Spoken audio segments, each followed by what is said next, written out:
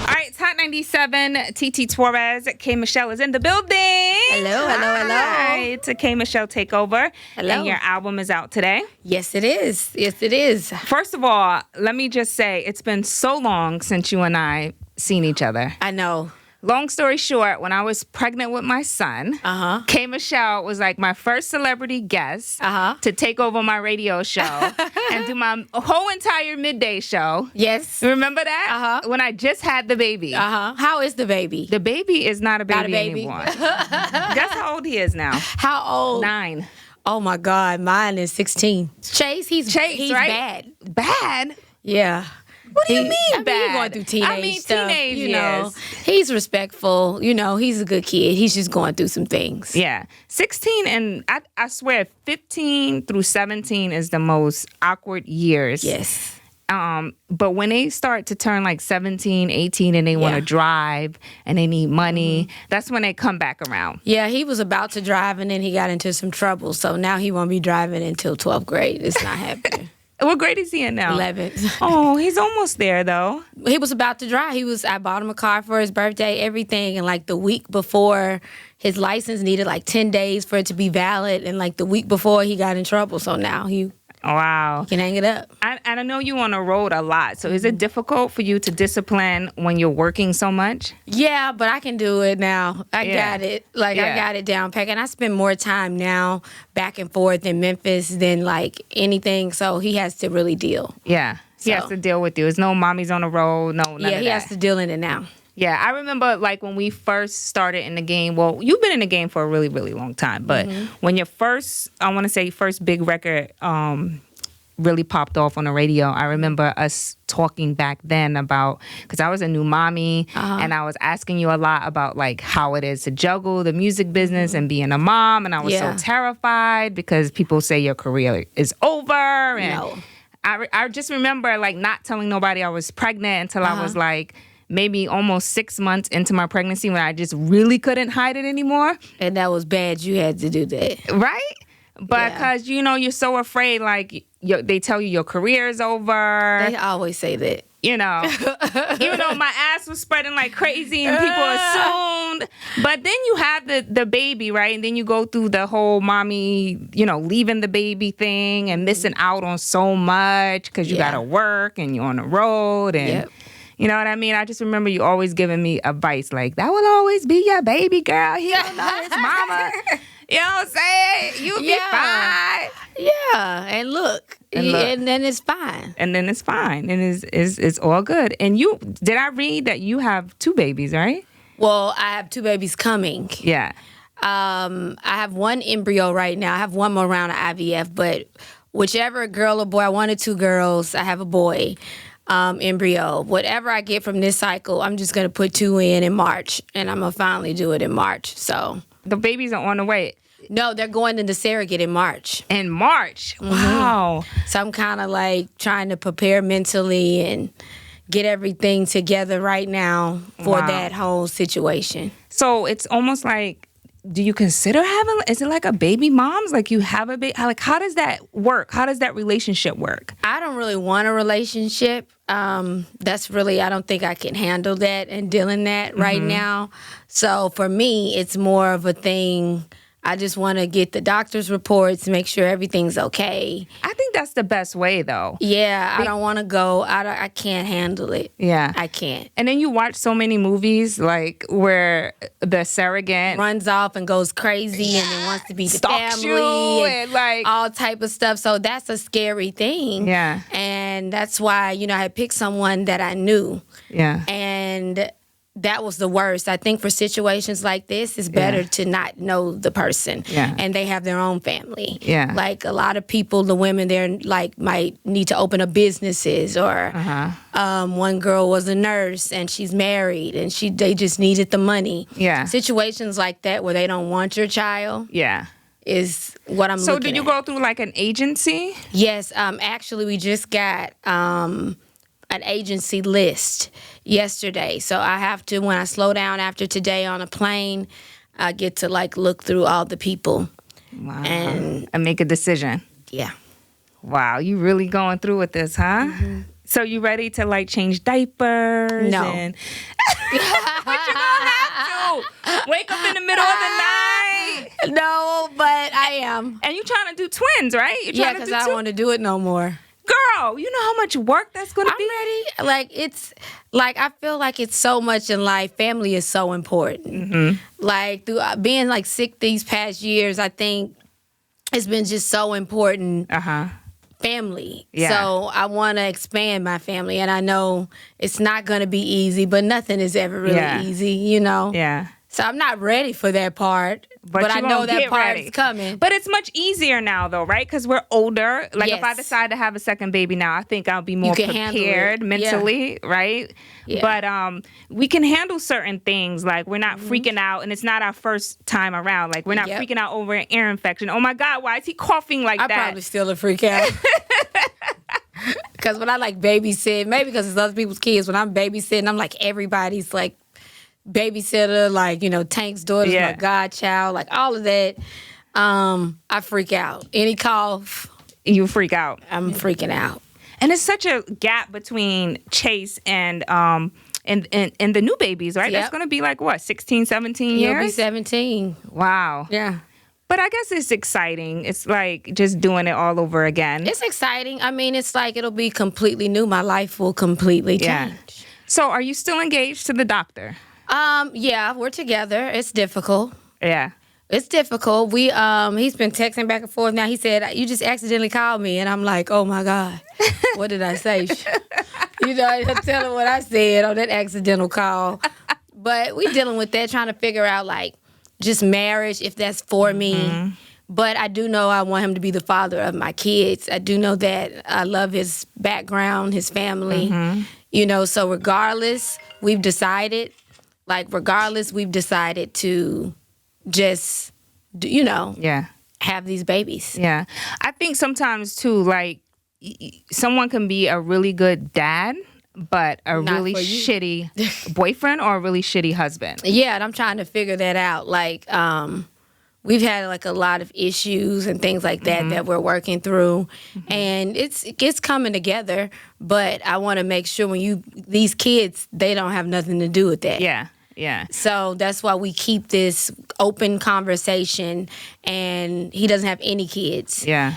And, you know, he's 36. He doesn't have any kids, so he wants kids, and his mother is hounding us to have kids. Is it hard to date K. Michelle, or is K. Michelle the same as Kimberly? Oh, he would say, from that text message we just read, he would say it's probably difficult because the All Monsters Are Human title, he just sent me a picture of the monster on the cover. He was like, I definitely know this person. Wow. I know this monster. Yeah. So it's a lot. It's like two different personalities at times. No, because I'm so me. What it is I always constantly have to remind him that I don't have to do no local mess with you. What does that mean, local mess? Like, I'm not finna be playing around with you playing with no local girls. I'm around the world doing stuff, running around here doing all type of stuff. Like, I have to remind him who I am. Yeah. Because men forget. Yeah. Once they've been with you. Yeah, so they get comfortable, right? That's the only time I think I throw K. Michelle in his face. Yeah. When I have to remind him that you don't need to be so comfortable. Yeah. You're not just regular schmegula. I'm not going to deal with it. Yeah. Can we talk about the title? Because I know you call like your social media fan base, you know, you have a name for them. Is it the Rebels? The Rebels. Yes, you have the Rebels, but now you have like the monster thing going on. Yeah. Like, talk to me about the name of the album.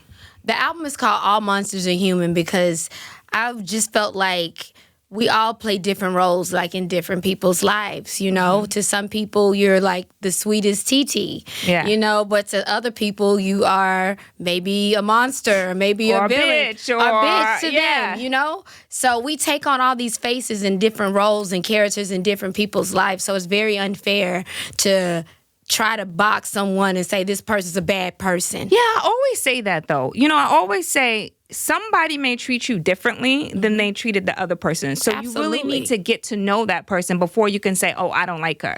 Yep. Like, recently, somebody said to me the other day, oh, I was hanging out with such and such, and they said they don't like you. I was like, well, I never met that person. Yeah. How can they say they don't like me when they It's never just so easy. met me? It's so easy because I know I'm different with different people. Right. Different you people don't bring out like a different picture I things. posted? You don't like, what don't you like about someone you've never, ever met? Jealous. That's jealousy too. Yeah. You know, and like just the whole, like, you know, with R. Kelly being my mentor and just kind of watching that whole situation Girl.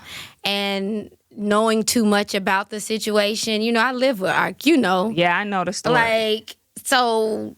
Is it all of comfortable that- for you to still talk about him, or are you comfortable in that sense, or do you try to just like stay away from, you know, because you see now people with the documentary and everything that came out, people that used to be in his circle, or people that he used to mentor, or people that he used to like write songs for and gave them hits, they all like backed off of him like the plague. And they don't even want to talk about him in interviews. They're like, You know how I am. Yeah. I stand on what I stand on. Yeah. Regardless of convenience. And regardless, he saved my life. He saved me. And I'm not going to ever condone his wrong. That's not what I'm doing, and that's not what I'm saying. What I'm saying is my interaction with this person was a bit different. Yeah.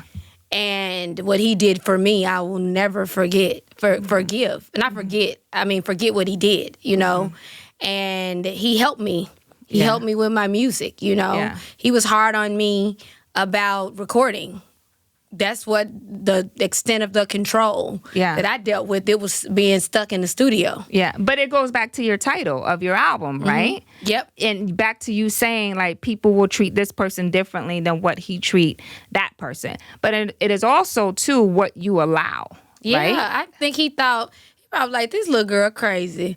I'm not finna be trying to do all of this with her. Because I got into it. Me and Rob, one day, he kicked me completely out the house. I was clowning on him. Yeah. And he was shocked. But I remember when you first came on my radio show many years ago, you would say how the writing, how much he pushed you to write. Yes. Because one of the things I've always loved about you is your ability to write. Thank you. And like when people talk about you wanting to do country music and things of that nature, I'm like, yo, K. Michelle's always been a storyteller. Yeah. Country music is always about storytelling. Thank you. And she's always wanted to be a country singer from the day I met her. That has never changed. We'll be out having a glass of wine and you'll be talking about country music. That's what I want to do. That's what you always wanted to do. And I never saw that as being weird or like different. And like, you know, black people, blues and country music was developed by black people. Yes. So when I see people say, yo, this girl's crazy, I'm like, what do you think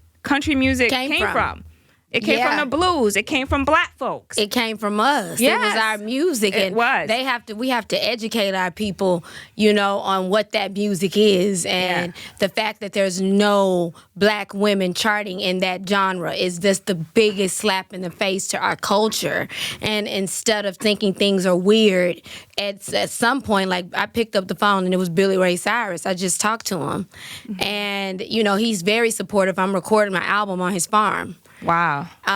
This February. So I need like my culture to support and to understand we have a bigger battle ahead of us other than I don't like K. Michelle from Love and Hip Hop. Like we have a whole nother battle going on, honey. Yeah. And it ain't against each other. Like I'm stepping into a whole nother arena that can open up a door for everybody. Yeah. Everybody, every black little girl who thought that they like it and couldn't do it or whatever. We deserve that opportunity. If we're really country now, I'm real big on being authentic to country. I don't like the people that just hop over when all else fails or hop over and say, I'm going to do a country album. Yeah. That's not what I'm talking about. But you're a Southern girl at heart. So back to what I was saying about your songwriting, one of the things you always told me is that R. Kelly really pushed you in terms of like thinking outside of the box in your creativity and your writing and taking it serious, but you always had the ability to storytell.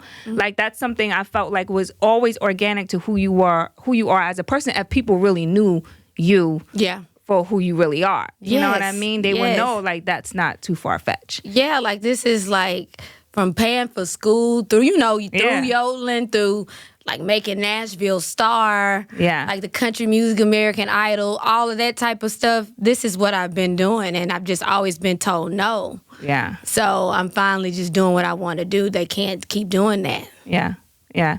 And I think it's unfair to you because a lot of times people see you for K. Michelle, the reality star, right? Gosh, geez, I just remember when you first did Love, like the first reality show, you said, TT, I want to be on that show. You actually wanted to be on that show. Yeah, because I wanted to do New York. And then remember they said I was too country for New York and that me and Chrissy and them wasn't going to get along. So that didn't work. And then Mona called me. And that's when Atlanta happened. Yeah. But I remember you saying, TT, I want to do that show. I said, K. Michelle, who wants to do Love and Hip Hop? Me? I want to do it. I want to do that show. I wanted to do it. I said, I could do this. Yo. I got this. But you do have the perfect personality for it. I don't think it fit no more. Yeah, you're over it? I just kind of be sitting there looking. I be high. I be somewhere else. I don't think it works. Remember when you first moved to LA and you were doing the edibles? I'm doing them now. I take pills now because after I've had 13 surgeries. Yeah. In the past 2 years to get this silicone out of my body. And Percocet, I have to take, people take it for fun, like I have to take it for pain. Yeah. So the only thing that got me off of Percocet is the THC marijuana pills. Yeah. So I take like 100 milligram of marijuana pills. Maybe that's why stuff don't stress me. I don't have to be fighting folk. Yeah, because you just be mellow.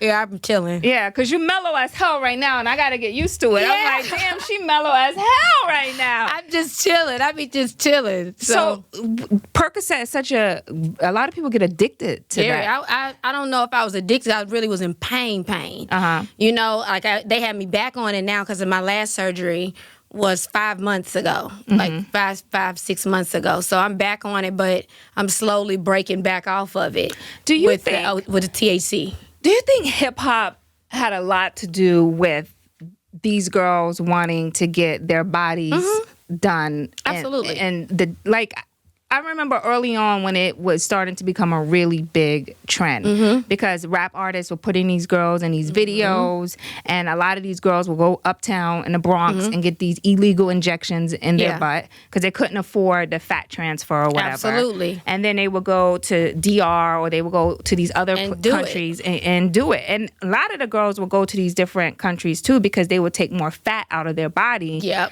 They still will. Right, and still will, which is illegal in the United States. There's a limit of how much fat they could take out of these girls' bodies here in the United States. So a lot of the girls will fly out the country to do it. And it's a lot cheaper.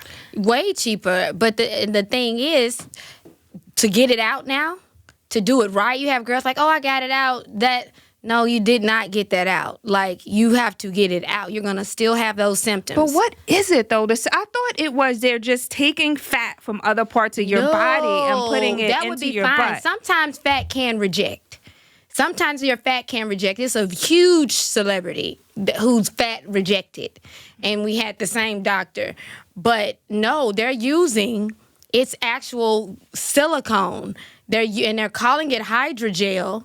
And so imagine like your boob is in a bag and there's silicone in there. You're injecting free floating silicone into your body that will move. When did you think the obsession with ass came into play? Do you think After, it became like J-Lo? That was a big thing. I just remember that, and then I remember Nicki. Yeah.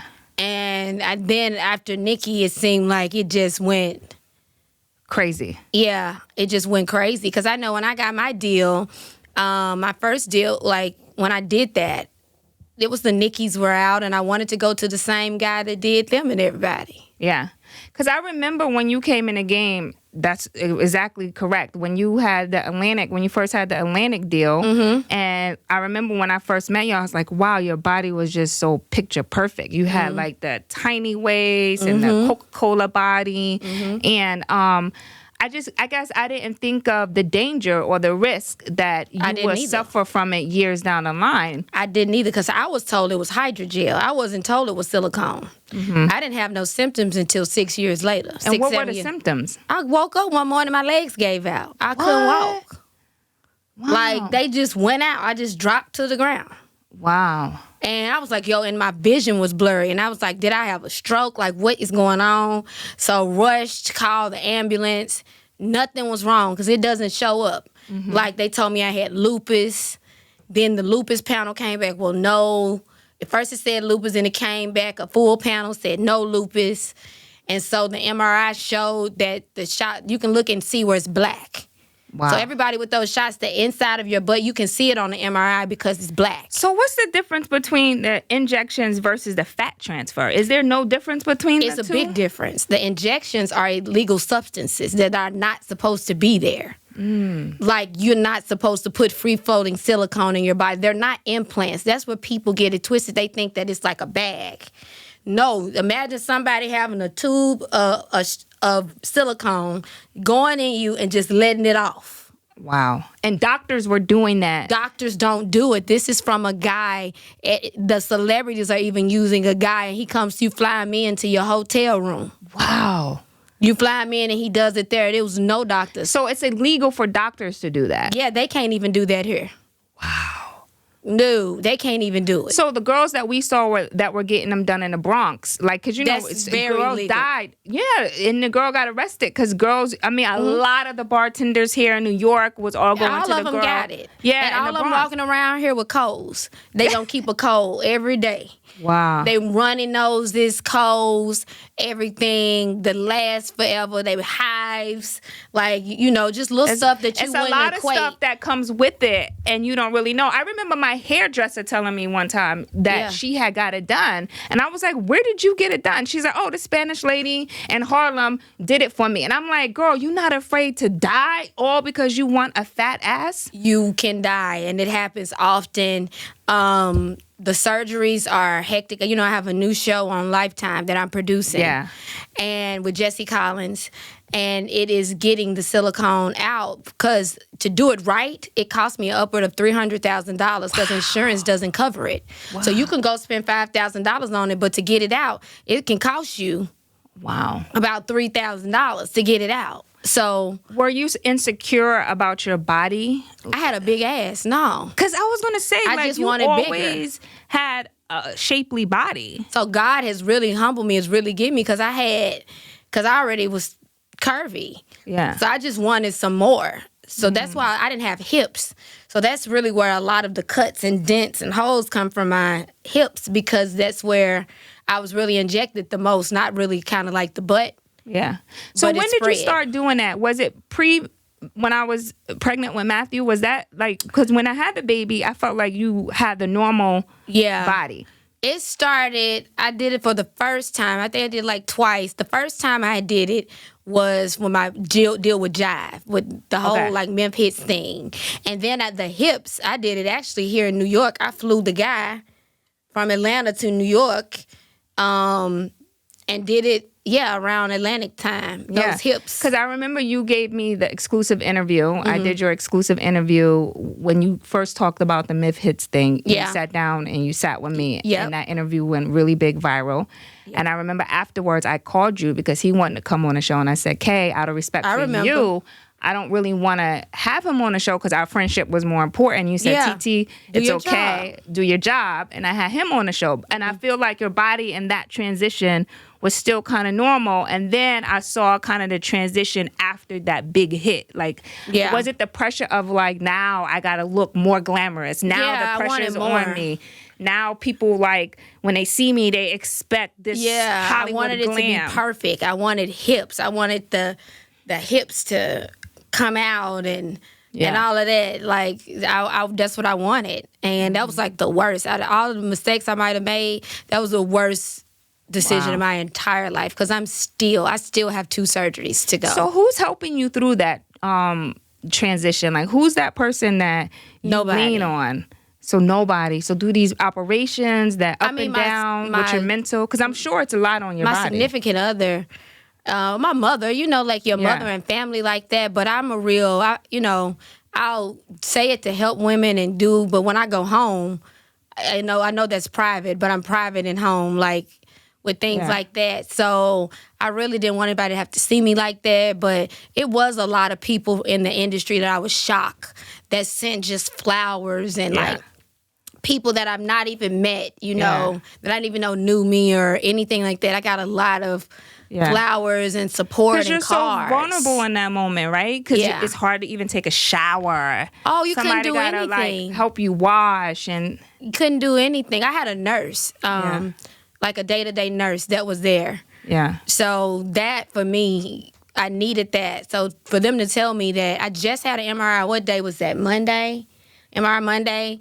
And for them to tell me that it has, the remaining left has spread like around the front, like leg area, whatever.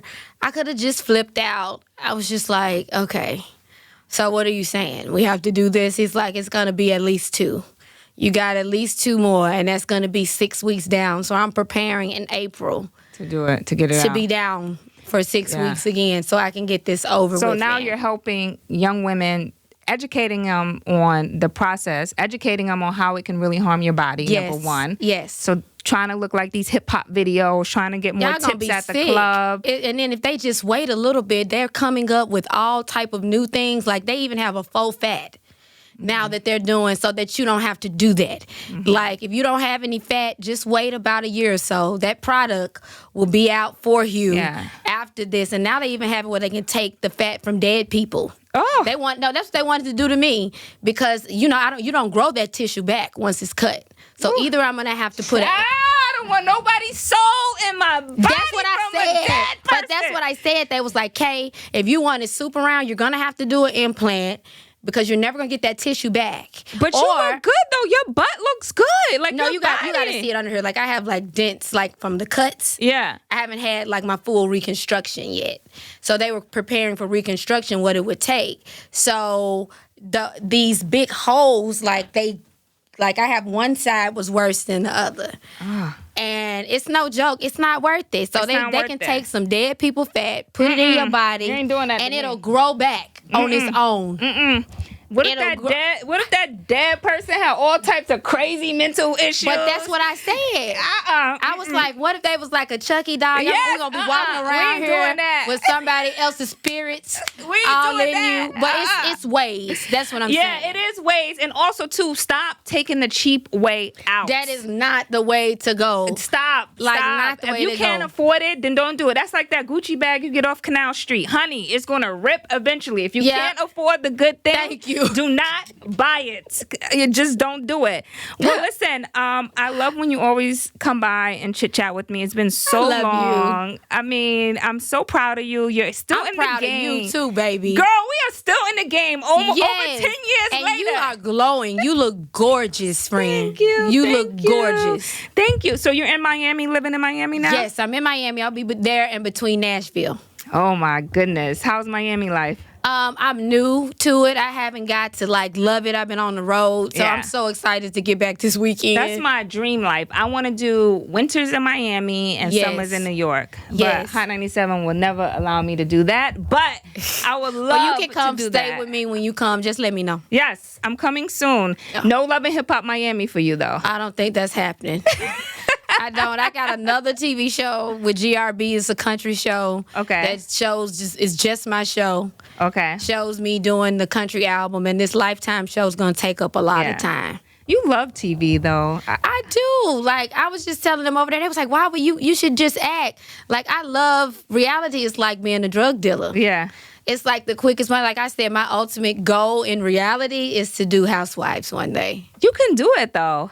I would love to do Housewives because, I got too much to lose with like the Jack, you know, deal and all of that. I can't fight. Why can't they put you on a Housewives in Atlanta? That's what I'm thinking. Maybe I will one day. Yeah, that would be actually perfect. I could see you and Nene right now. We're really cool. I'm actually really cool with like every one of them. What's up with Andy Cohen? You need to get on this little press run. Somebody need to like book her for Andy Cohen so she could get good with him and they can like Work that in. I would love to do that. That's just like some higher level drug money. Yeah, and on top of that, they can see how you really live, like the restaurants, yes, the beautiful cars you drive. Yes, they can see my real life. Yeah, and my mouth is slick. That never changes. But see, on Love and Hip Hop, they want to take it to the streets. Yeah, and I just don't have that in me. You know, TT, this drink for me has paid my bills, has changed my life. Yeah. Like, if I didn't want a lot, I wouldn't have to work because of Jack Daniels. Like, that drink